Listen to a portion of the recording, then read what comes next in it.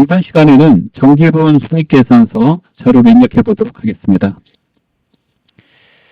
정기분 손익계산서를 보고 입력하는 내용이고요. 해당되는 입력된 자료는 결산 재무제표에 비교식으로 작성할 경우 정기분처에 표시됩니다. 즉, 이게 비교식이거든요. 정기거하고 단기거 두 개 나타나는 걸 비교식이라고 그러고요.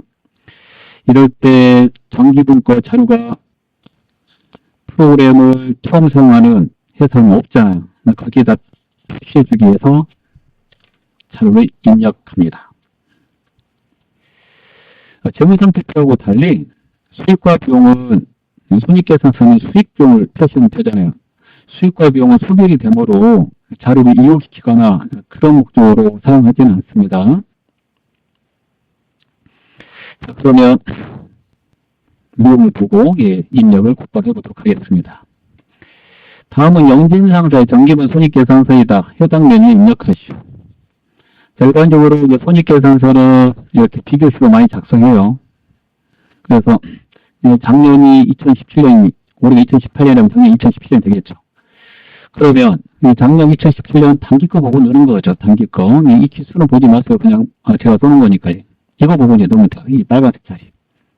그리고 손익계산서는 보고식으로만 작업을 하라고 해서 즉 작성을 하라고 돼 있어서 항상 문제가 나올 때 보고식으로 나옵니다.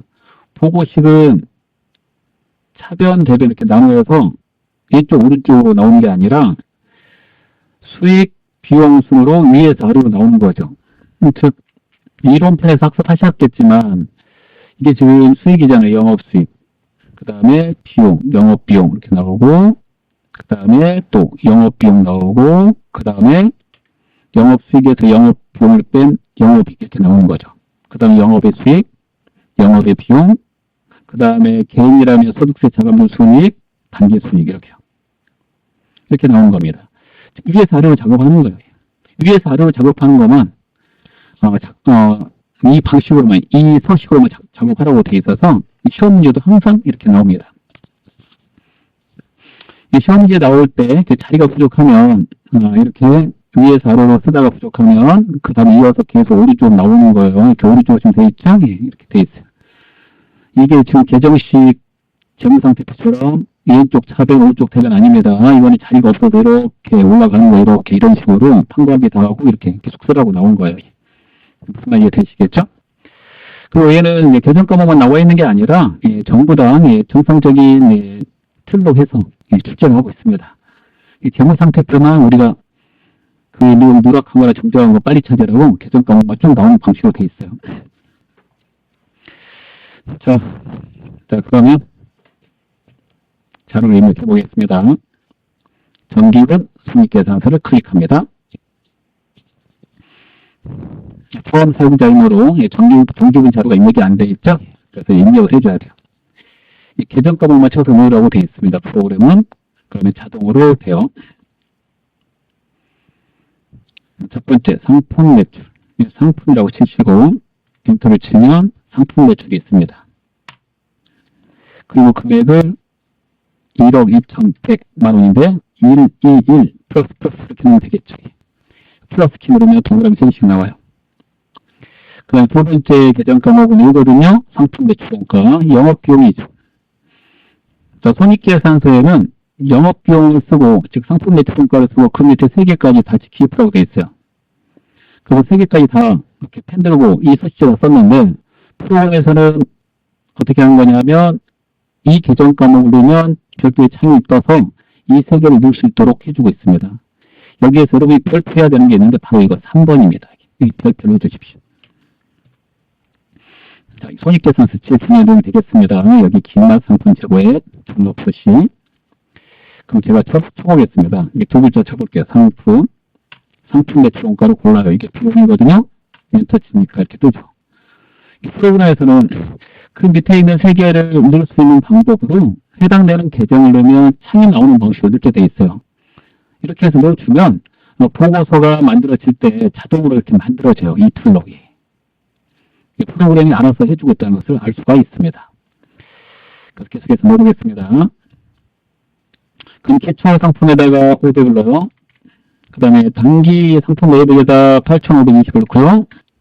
그 다음에 기말 상품 제국을 잘 보세요. 그리고 책에다가 등록 표시하세요.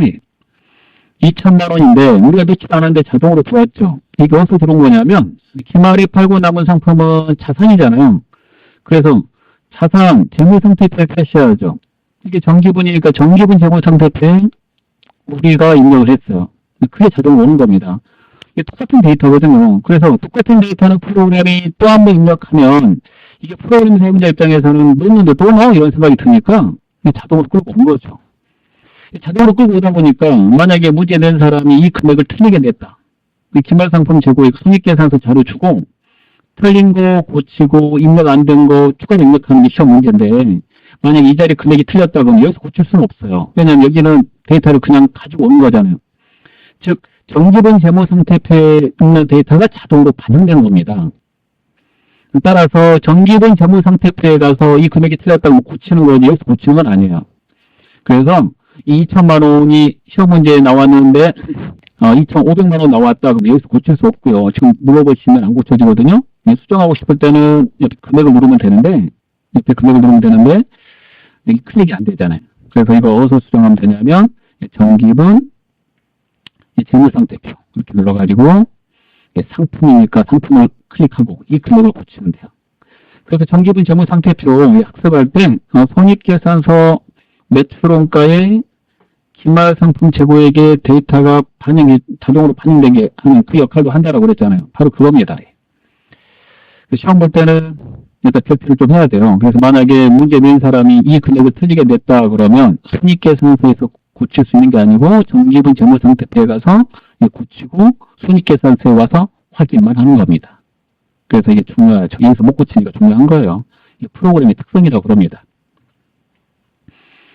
그래서 프로그램이 좀 더 우리를 입력하기 편하게 하려고 해주는 겁니다. 그럼 받았으니까 이제 계정 과목만 넣으라고 되어 있으니까 그 다음에 계정 과목 판매비와 관리비 넣을 차례죠. 급여를 넣어요. 급여부터 쭉 해가지고 어디까지 넣으면 되냐면 여기까지 한번 넣어보겠습니다. 제가 기부분까지 넣을게요. 계속 계정 과목 넣는 것이니까 쭉 순서대로 넣으면 됩니다.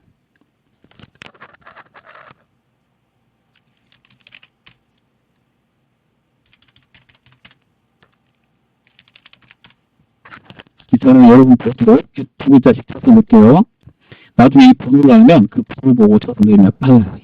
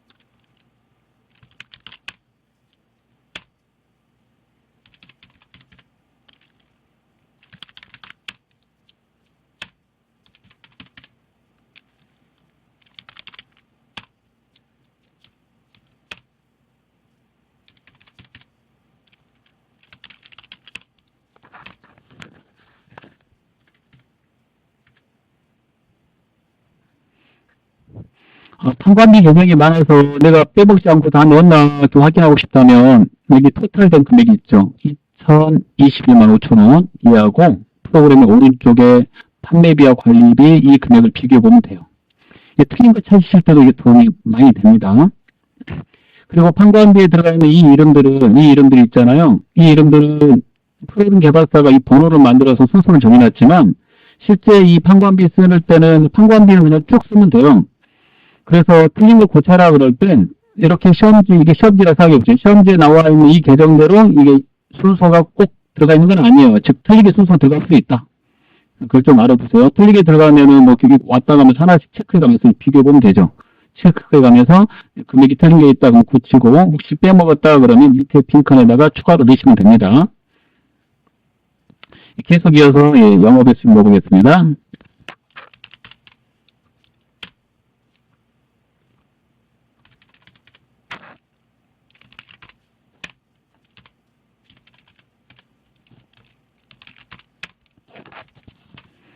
임대를 해야 돼. 임대를 쓰기 아닙니다. 예.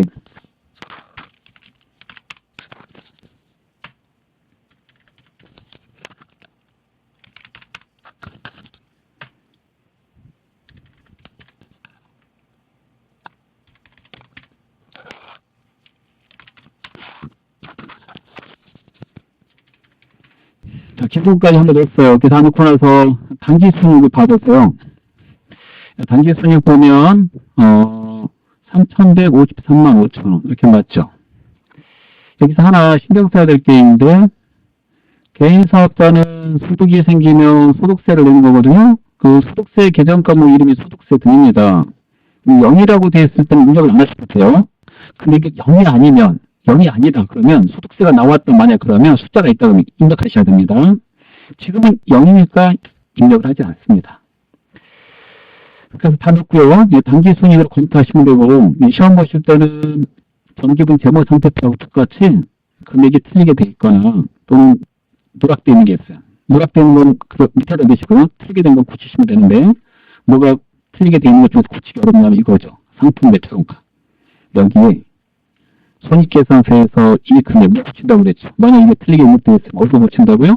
전기분 제목 상태표. 이렇게 중요 표시가 필요합니다. 이것만 알아두시면 조금 연습하시면 다 맞출 수 있어요. 뭐 틀린 거 고치려니까 고치면 되는 거죠. 이것만 여기서 고치니까 학습이 필요한 겁니다. 그리고 빨리 검토하셔야 되니까 하나씩 보면서 검토하셔야 되거든요. 이 문제 푸실 때는 계정 과목 금액 이런 식으로. 그럴 때 판관비와 제 계정이 많으므로 한꺼번에 전체 금액이 다 맞는지 한번 확인하고 이게 맞으면 빨리 볼 수 있어요. 만약 이게 틀리면은 좀 더 자세히 봐야 돼요. 왜냐하면 금액이 틀리게 입력되어 있을 확률이 높으니까 그렇죠. 오른쪽을 최대한 참고해 가시면서 문제를 이렇게 비교해서 그 틀린 것을 수정하시면 되겠습니다. 뒤에 기출문제를 연습하시면 좋습니다. 입력하시다가 혹시 빼먹었다 그러면 밑에다 넣으시는 거고요. 그 다음에 삭제해야 되는 게 있다. 시험 문제지 없는 계정이 혹시 또 입력되어 있다 그러면 삭제는 상단에 이걸 누르면 돼요. 삭제.